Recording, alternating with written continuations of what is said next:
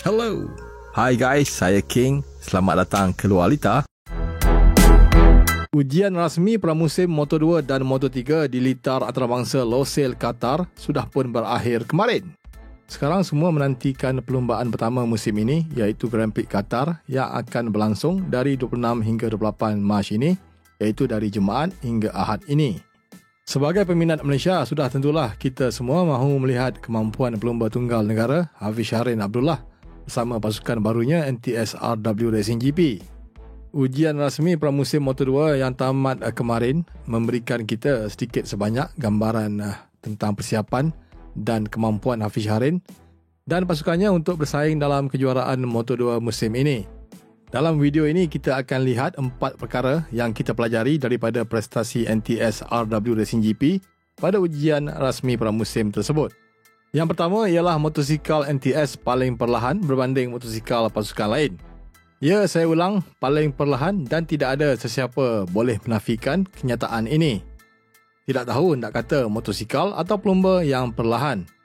Tapi kalau kedua-dua pelumba NTS RW Racing GP sentiasa berada di dasar carta pelumba sepanjang 3 hari ujian, mungkin mereka belum mendapat tetapan motosikal yang sesuai dan terbaik.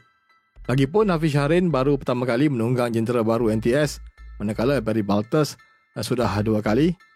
Pelumba pasukan lain pula sudah banyak kali melakukan ujian persendirian. Jadi mungkin Hafiz Shahrin dan Baltus masih belum dapat menyesuaikan diri dengan motosikal mereka.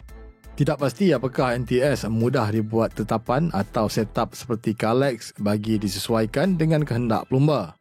Peminat sedar NTS merupakan pendatang baru dalam kelas Moto2. Mereka tidak meletakkan harapan tinggi melangit, bukan mengharapkan Hafiz Shahrin dapat berada dalam kelompok 5 terbaik, tapi sekadar kalau dapat menempatkan diri dalam 15 atau 10 terbaik pun sudah cukup bagus. Tapi malangnya sepanjang 3 hari ujian rasmi pramusim itu, Hafiz Shahrin dan Baltus sentiasa berada di kedudukan terbawah. Yang kedua ialah Baltus cepat belajar. Walaupun baru berusia 16 tahun dan berstatus rookie, pelumba Belgium itu menunjukkan peningkatan demi peningkatan dalam setiap sesi. Pada hari pertama dan kedua, dia cuma dapat menunggang sekejap kerana ada masalah teknikal dengan motosikal. Pada 2 hari pertama, dia lebih perlahan daripada Hafiz Shahrin, tapi pada hari ketiga, dia menjadi pelumba NTS RW paling pantas mengatasi Hafiz Shahrin walaupun dengan perbezaan terlalu kecil. Kemajuan ditunjukkan Baltus itu mendapat pujian daripada pengurus pasukan NTS RW Racing GP, Jarno Johnson, yang mengakui Baltus cepat belajar walaupun motosikal Moto2 agak berat baginya. Yang ketiga ialah Hafiz Shahrin perlu meningkatkan keyakinan dirinya. Itu ulasan yang dibuat oleh Johnson. Kalau kita lihat data ujian rasmi pramusim Moto2 baru-baru ini, Hafiz Shahrin lebih cepat menyesuaikan diri dengan motosikal NTS berbanding Baltus, walaupun baru pertama kali menunggang motosikal NTS musim ini di Qatar. Baltus pernah menguji jentera itu selama 2 hari di Jerez, Spanyol pada 2 dan 3 Mac lalu. Kalau kita fahami komen daripada Johnson itu, dia mahukan Hafiz Shahrin lebih berani dan agresif menunggang motosikal untuk mendapatkan keputusan lebih baik. Tapi kita tidak nafikan Hafiz Shahrin mungkin masih trauma dengan kemalangan ngeri yang menimpanya di Grand Prix Austria tahun lalu, jadi dia lebih berhati-hati. Dia juga ada masalah sakit belakang pinggang, dan saya percaya dia masih belum sembuh sepenuhnya dari kesan pembedahan membuang plat besi di tulang jari tangannya pada Februari lalu.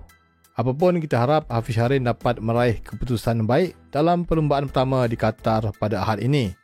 Yang terakhir ialah peminat kecewa. Tidak dapat dinafikan, rata-rata peminat memang kecewa, terkedu dan terkejut. Rata-rata peminat mungkin tidak menjangkakan Hafiz Shahrin akan berada di kedudukan paling bawah atau kedua dari bawah pada setiap sesi. Ada yang sudah mula bimbang bahawa Hafiz Shahrin mungkin tidak mampu bersaing untuk meraih mata dalam setiap perlumbaan. Jauh sekali untuk dapat podium dan kemenangan musim ini. Saya baca komen-komen daripada semua orang. Ada yang positif, ada yang bimbang, dan tidak kurang juga yang memberikan kritikan membina. Dan mereka yang tidak suka dengan pelumba tempatan akan mengambil kesempatan ini untuk menghentam serta memperlekehkan Hafiz Shahrin. Semua orang bebas mengeluarkan pandangan masing-masing. Tapi Hafiz Shahrin merupakan satu-satunya pelumba negara yang beraksi di kejuaraan dunia. Jadi sepatutnya kita memberikan galakan dan kata-kata semangat kepada Hafiz Shahrin dan bukannya menghentam dengan niat untuk menjatuhkan ya. Kita perlu realistik, berpijak di bumi yang nyata ya. NTS baru setahun jagung di Moto2. Objektif pekeluar dari Jepun itu adalah berbeza. Mereka mahu belajar untuk menambah pengetahuan supaya dapat menghasilkan chassis motosikal yang lebih baik pada masa hadapan. Sebab itu mereka tidak meletakkan sasaran tinggi pada musim ini. Sekiranya dapat keputusan yang lebih baik berbanding tahun lalu pun adalah satu kejayaan. Objektif mereka ialah untuk mendapatkan data dan membangunkan chassis. Sepasti Hafiz Syahrin dan Baltus mampu meraih mata pada musim ini. NTS juga sentiasa menunjukkan peningkatan pada separuh kedua musim. Okey, cukuplah setakat ini. Saya King. Terima kasih kerana menonton. Adios. Have a nice day.